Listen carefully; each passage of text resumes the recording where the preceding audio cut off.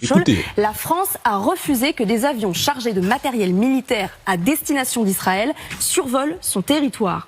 Il enfonce le clou. Elle s'est montrée, dit-il, très peu coopérative face au boucher de l'Iran qui a pourtant été éliminé et se montre même rageur. Les États-Unis, dit-il, n'oublieront pas. Le week-end dernier, la France a interdit son espace aérien à un avion en particulier, un avion israélien, et pas n'importe lequel, un avion en provenance des États-Unis qui transportait des armes américaines destinées à être utilisées dans des frappes en Iran.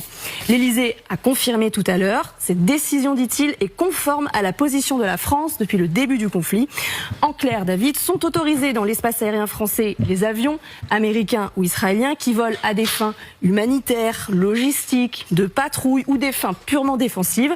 Ceux qui, en revanche, sont engagés directement dans les frappes, non, ils sont interdits. En fait, la France prend la même décision que l'Espagne. D'abord que les avions qui voudraient survoler la France direction le Moyen-Orient pour y mener des frappes devront faire le tour et survoler plutôt par le nord, l'Allemagne ou la Pologne et puis l'Europe de l'Est, ou en passant plutôt par le détroit de Gibraltar et survolant la Méditerranée. Le ministre de la Guerre des États-Unis indique à l'instant que la réouverture du détroit d'Ormuz n'est pas un objectif central pour les États-Unis.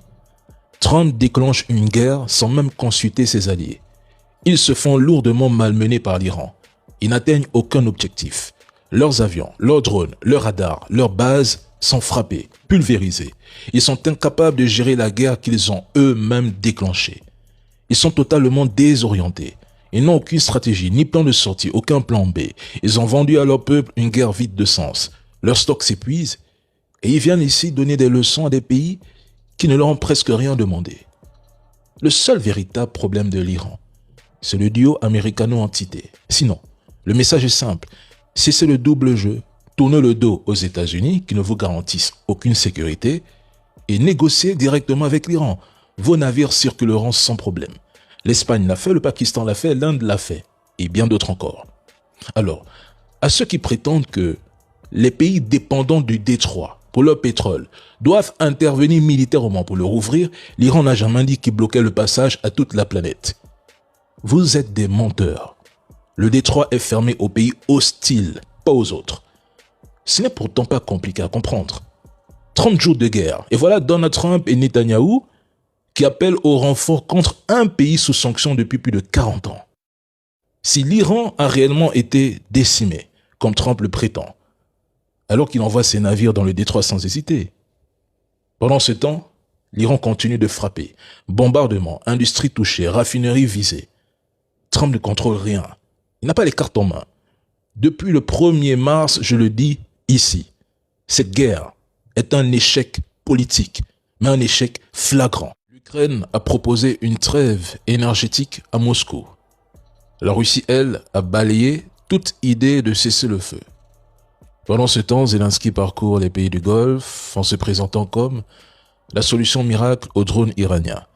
Alors que chez lui, ce même drone Shahed plonge régulièrement son pays dans le noir total. Si même des installations militaires américaines dans les pays du Golfe n'ont pas réussi à neutraliser les menaces iraniennes, c'est Zelensky qui viendrait garantir la sécurité des autres? Et puis une question simple. Pourquoi demander une pause? C'est lui qui affirme que la Russie perd 50 000 soldats par mois, qu'elle recule, que des territoires sont déjà repris. Alors pourquoi souffler la Pâque si la victoire est si proche? Mais que se passerait-il si la Russie menait la guerre en Ukraine avec la même intensité, la même brutalité extrême qu'en Tchétchénie? La Russie a les moyens de raser l'Ukraine. Mais ce qui freine les Russes, c'est aussi le fait que Russes et Ukrainiens partagent une histoire, des racines slaves communes, des liens familiaux, linguistiques et humains profondément entremêlés. Ce sont des frères. Comme en Afrique, on pousse des pays frères séparés par des frontières artificielles tracées par les Occidentaux à s'entretuer. Est-ce que les Occidentaux réalisent que, pendant qu'ils s'enlisent dans des crises majeures entre la guerre en Ukraine et celle en Iran, la Russie, elle, transforme le chaos en opportunité économique? $1 milliard chaque 2 jours.